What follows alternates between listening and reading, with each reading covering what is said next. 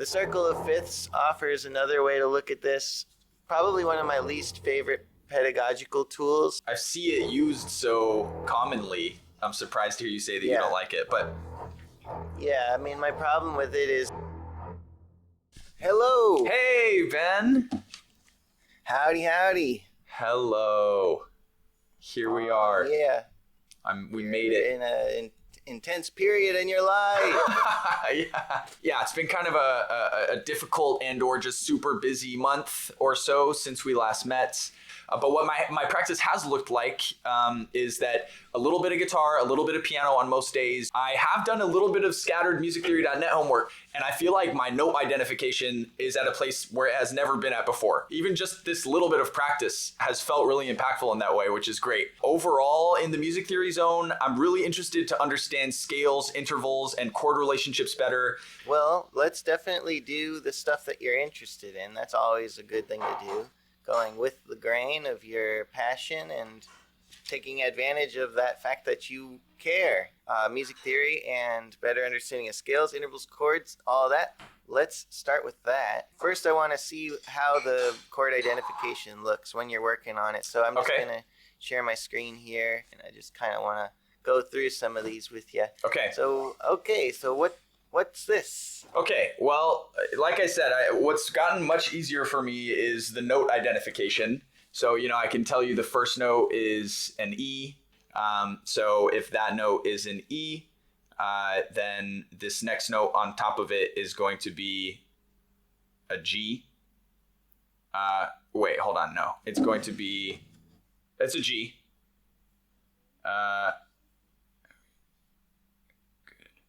And then it's a G sharp, right? Mm-hmm. And then the one on top of it is a B sharp. Right.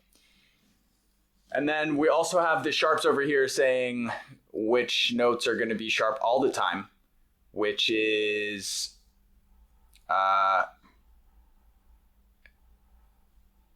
C's and F's.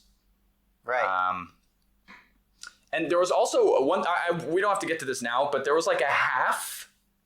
There was like a half sharp symbol. Yes. Maybe it was a natural symbol. Oh, yes, that was the symbol.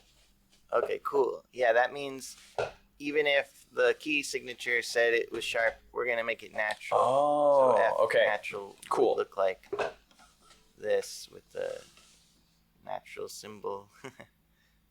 Kind of. Yeah. Okay, that explains it. Yeah. So we have E, so G sharp, E, B sharp. G sharp, B sharp. All right. So how do you figure out what that is? What the chord is? Mm-hmm. Well, I want to compare it to what the major triad chord would look like, I guess. So the E major triad. This is where it starts to get funky in my head. It's like I know it's whole, half, whole, half, but then I start to get mixed up with like where the sharps fit in or how much I'm counting it. But I guess, so let's say, E, it'd be E, and then a whole would be, there's no E sharp, so F, it would be F sharp, I guess, mm-hmm. Yeah. Which it's already indicated that would be, that they're all sharp, so it's maybe that's a hint about the key. But so anyway, E, F sharp, and it's then not, just to clarify. Okay, so E, F sharp, whole. So then G sharp, F sharp, G sharp, right? Would be another whole. Yeah. So E, F sharp, G sharp, and then half. So then it would be A, F sharp, G sharp, A. Then a whole, B, whole, C, E. Oh no, B doesn't have a sharp, so it'd be C sharp. And then D, because the last one's a half too. Actually, it's a half from the last one back to the first one again. Oh, so it would be D sharp. Right, whole. Yeah, and so half. instead of thinking whole, which is too many ho. Yeah. It sounds like you're choking on marbles. Yeah. I just think there's a half step between 3 and 4 and a half step between 7 and the beginning again. Okay. 7 and 1. So It's easy. I think that's a cleaner way to conceptualize it in your Definitely. brain. It's much cleaner. And it's also, I think that's part of the issue is I'm thinking about that and then I'm thinking about, E and B don't have sharps. And so that kind of trips me up. And then, but okay, so we have the major scale here. And that means this is, the way that it's different is that the B is an extra distance away, which makes it an augmented triad, right? Yeah, good. All right. Okay, so that's definitely gotten better, like you said. Now, that process was long Yeah. and slow and correct. Yeah. You have to take your time, because what happens is you will look at many E's, and eventually from doing that, maybe, I don't know, 30 more times, not even that many more times, you start to memorize what the E major scale is like. Yeah. Because you've gone through step by step. You haven't skipped any steps to formulate it. There's there's other ways to learn what notes are in an E major scale through the key signatures of the, like E major's key signature and stuff like that. But I think this way of going note by note sticks in your head better. I want to tell you a trick for figuring out how many sharps and which sharps are in a key and how many flats and which flats are in any given key. I want to show you that trick, but I feel like this is the right process to actually do, but I am going to explain this trick to you because knowledge is good. Have you ever heard of the word BEAD GCF? No. That's the order of the flats. Okay. So what is the order of flats? What does that mean?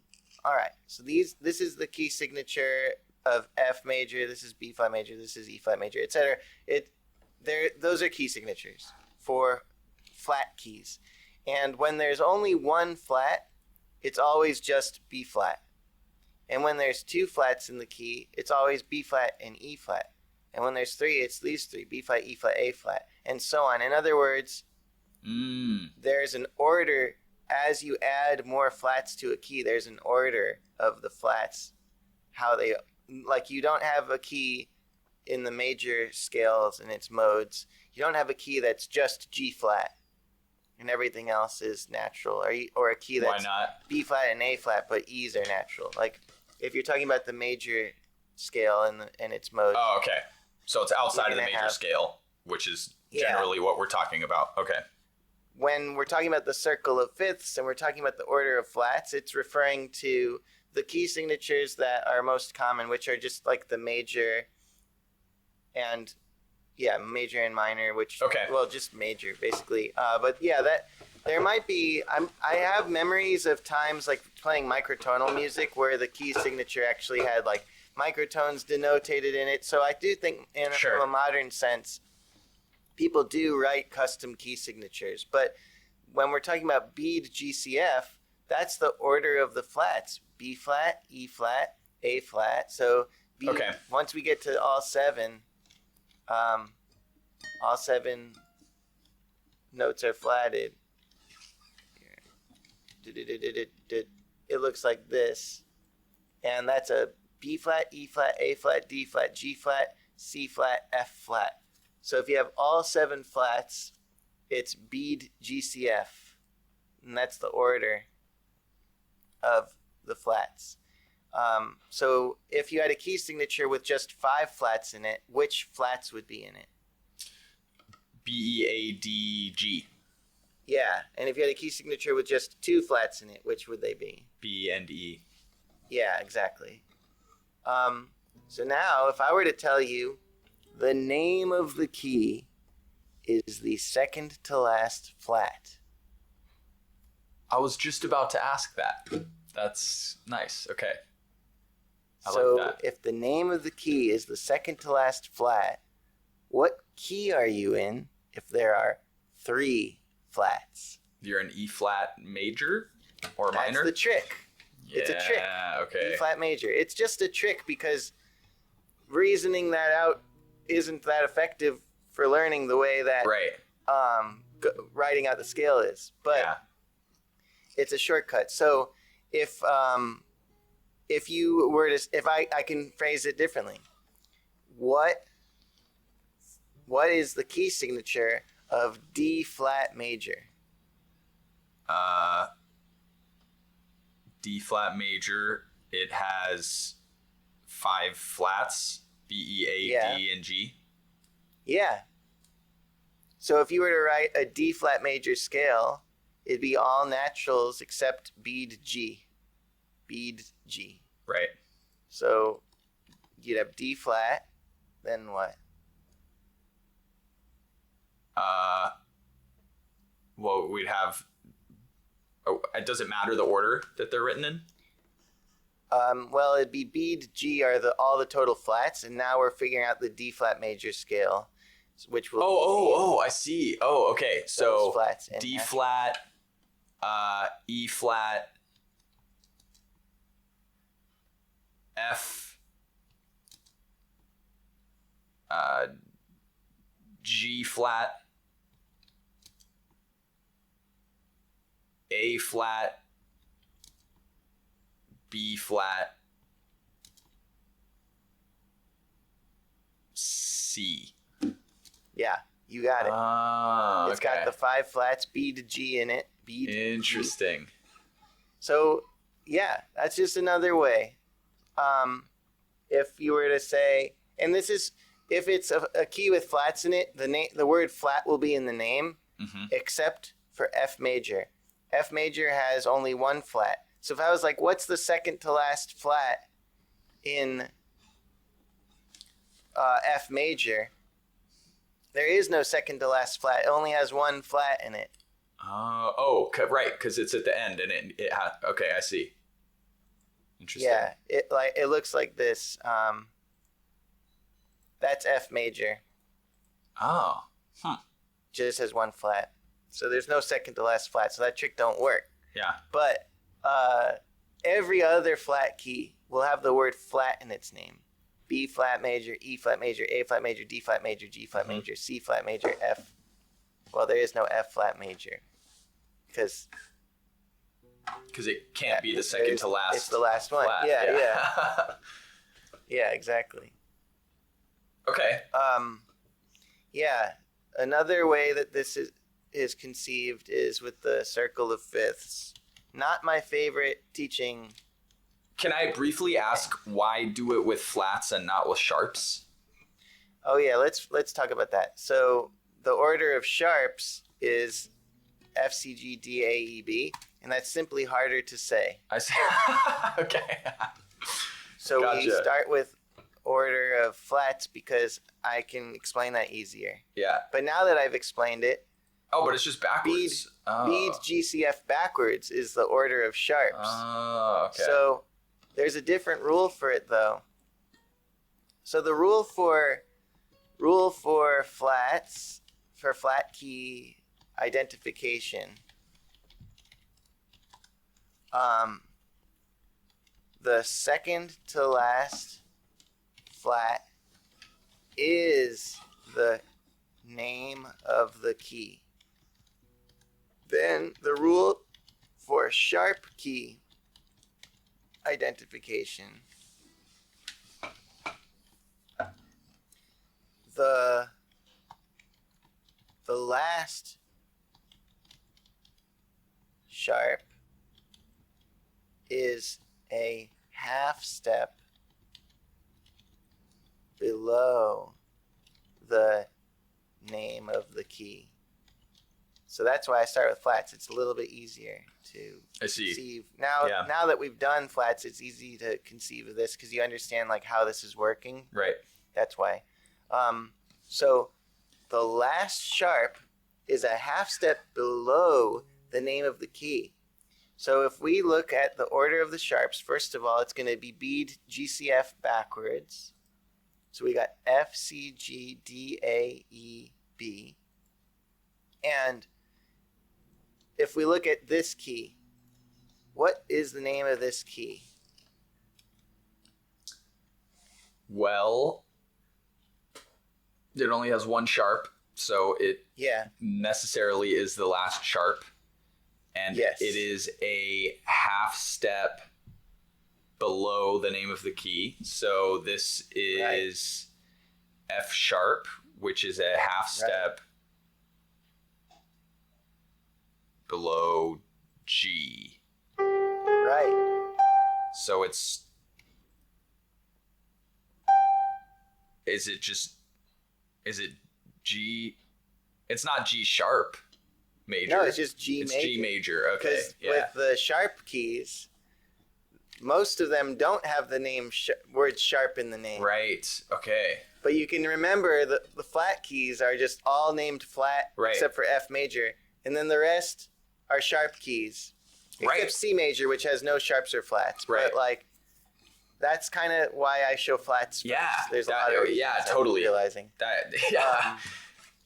And so that's exactly how you do it. So let's say this one. What key is this? Well, there are three sharps. There's C sharp, F sharp, and G sharp. Yep. And G sharp is the last sharp, so it's A major. You got it. Nice. That's G sharp up to A. Yep, you are doing it. Nice. You're doing it. It is working.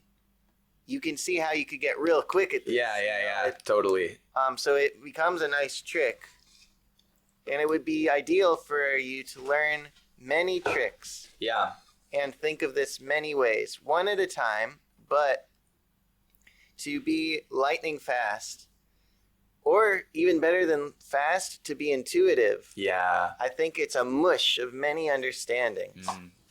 So this trick is a kind of mathematical understanding, perhaps you could say. It's like a formula, like you would learn in physics or something. Learn the formula, then understand the formula. The circle of fifths offers another way to look at this. Probably one of my least favorite pedagogical tools. Interesting. I feel like I see it used so commonly. I'm surprised to hear you say that you don't like it, but yeah, I mean, my problem with it is it looks like a lot of information, and it's not really a good place to start. Like, and it also has, it has too many concepts folded into itself. And if you close your eyes, it's hard to remember this image. Yeah. So it's sort of like, I guess the ways I prefer to teach this stuff is more like with, there's like a half step between 3 and 4 and a half step between 7 and 1. Oh my God, that's so much easier. Because you can close your eyes and imagine that. Yeah. And so then if I was like, let's figure out what notes are in D major, I think you could just have that one visual and figure it out. Mm-hmm. This is also very cool, but it's just a lot. Yeah. I think it gets shown to people too soon, I think. It didn't work for me when I was 13. I'll say that. Yeah. I mean, I've always understood this because it was shown to me late. But I've never understood how you would show this to, let's say, an 8-year-old or a 13-year-old and have something good happen as a result. You know, instead of them being like, music theory is not for me. But you're ready for it, though, of course, now at this time. You have to keep coming back to it, I think. But basically, this is showing that it's showing a lot of interesting things, actually. It's showing that if you look at like this clock of keys, C has no sharps or flats. When you go 1 sharp, you end up going up a fifth from C to G. That's where the 1 sharp key is. The key that has 1 sharp in it. Then if you go up a fifth from G to D, you end up with a key with 2 sharps in it. So it's showing that as the number of sharps ascend, you're going up in fifths. And then it also, what it does particularly well, I think, is show the moment where flat keys and sharp keys kind of crossfade, because there is no key of F flat major, for instance. There is a note called F flat, BEAD GCF, like that is a note, but you don't have a key of F flat major. And the reason for that is because writing out the key of F flat major, if you were to stay in flats and do half step between 3 and 4, half step between 7 and 1, you'd have F flat, G flat, then you'd have A flat, then you would have B double flat. You don't want that. You don't want double flats. It's like, it freezes your brain. It makes your brain die. I mean, there are times where they're useful, but like when you're just spelling out keys, it's not great. But then if we keep going, it gets even worse. And really, it's like, well, it's unnecessary, right? Flat. What's that? Isn't it unnecessary in a way, because this is where you can crossfade and then it's written more simply? It could just be E major, yeah. Right. You could avoid this whole thing and just have E, F sharp, G sharp, A, which is the same thing as B double flat, B, which is the same thing as C flat. Right. C sharp, D sharp. It's just less CPU has been used on figuring that out. So yeah, it's nice that it shows that okay, G flat major and F sharp major both exist. C flat major and B major both exist. C sharp major and D flat major both exist. And then you get to where it's just flats: A flat major, E flat, B flat, F, and back to C. There's no G sharp major, which is the same thing as A flat major. There's no D sharp major, which would be the same thing as E flat major, etc. B flat major would be A sharp major. I mean, come on. F major, that'd be E sharp major. No thanks. E sharp major? Damn.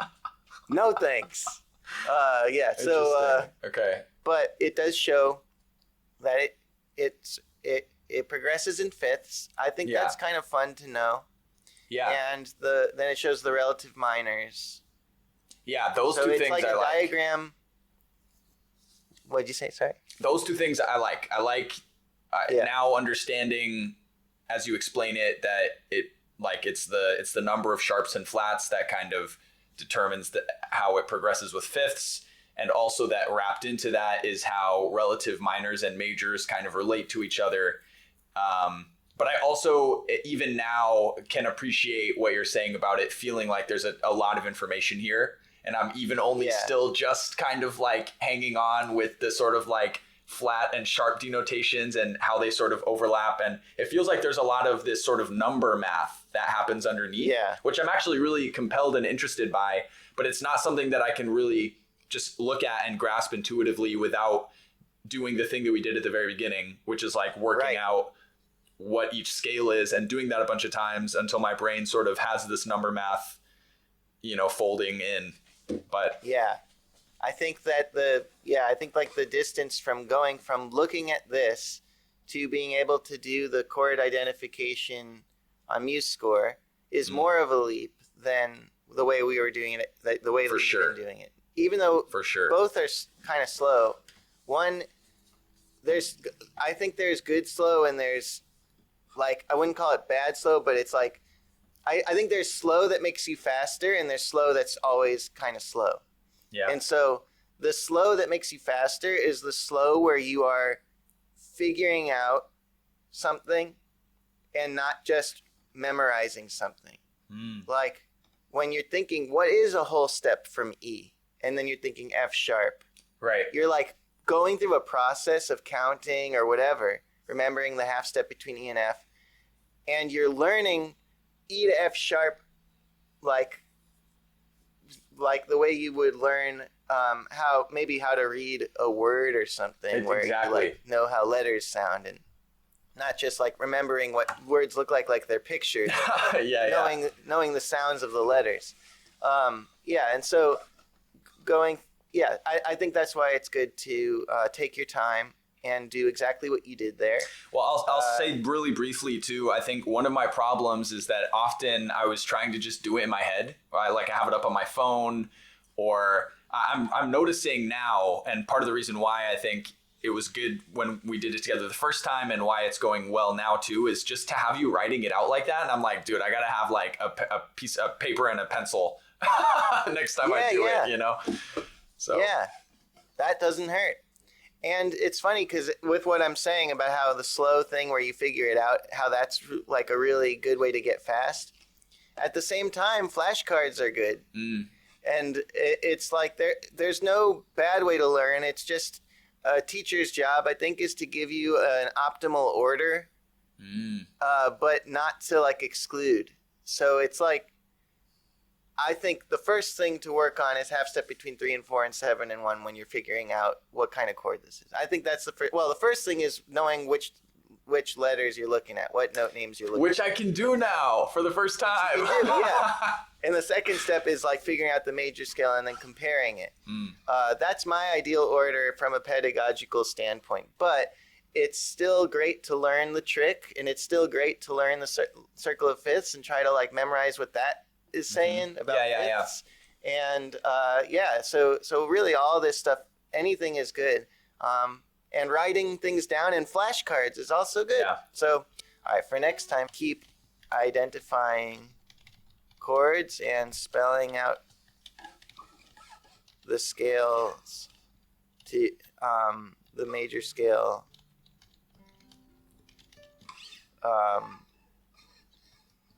Slow style. Oh. I'm realizing more about the shortcut key signature thing you told me, because like that's a shortcut to being able to be like, oh, I know what key it is and I know what all the notes in this key are. So then you could just write it out instead of having to go like, oh, well, the first note is this, and then the next note after that'll have to be this, and then with the merits to both. Okay. Yeah. So I'll say try using the shortcut key signature thing written above. Okay. Amazing. Yeah. I'm excited about this homework. Should be a good amount of stuff to practice when you're super busy. Yeah, I know. I wish I had. Yeah, it's a complicated time, but the music is, it runs deep. I feel like even if I wanted to like completely stop doing musical shit, I wouldn't be able to.